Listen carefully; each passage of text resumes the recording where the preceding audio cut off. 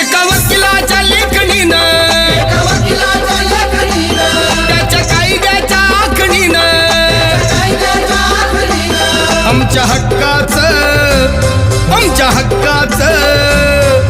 हक्काचं लेखन व माय मग कुणी नाही केलं भलं व माय अग दिल्लीचं दालन फुलं व माय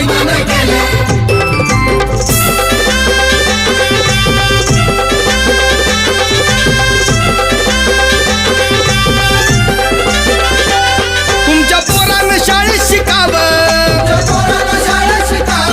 आशाला जारीला मुकावं